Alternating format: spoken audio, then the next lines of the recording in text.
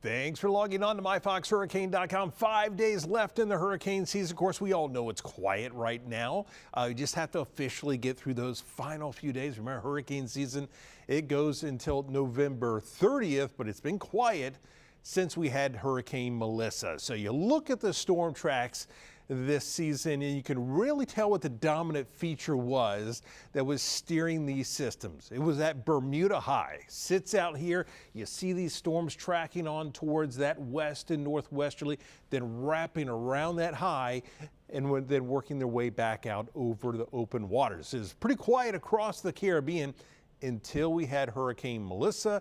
It was quiet across the Gulf. We had one storm, that was Tropical Storm Barry, early on in the season in the extreme western Gulf. But pretty interesting because this is the first time in 10 years we have not had a landfalling hurricane along the U.S. coastline. But just looking back at the season, remember, before the season starts, both Colorado State, NOAA, they put out their numbers or their predictions for the season, and essentially what they were looking for was a little bit above average. Here's the average, 14, 7, and 3.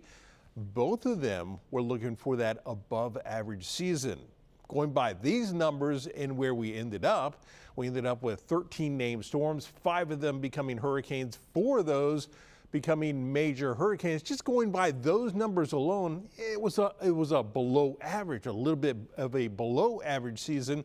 Although you notice the interesting point here with this 4 major hurricanes, that was a little bit higher. And the thing that we saw with these hurricanes is they were very intense when they became major hurricanes. So another way of looking at these is what we call the ACE, or the accumulated cyclone energy, which is basically another metric for measuring the activity in the tropics. And so you see the average ACE in a season, it's about 123.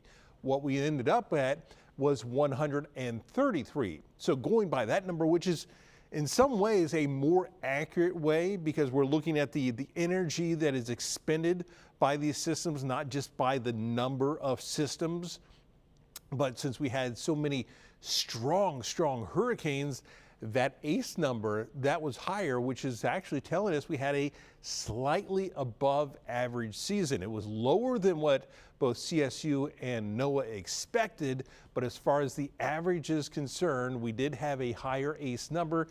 And that's what we've been seeing with many of these storms over the past several years, as these major hurricanes are getting stronger and stronger, and we're seeing more of those, and that's exactly what we saw this season. So November 30th, that's the end of the season, and we'll keep you updated right here on myfoxhurricane.com.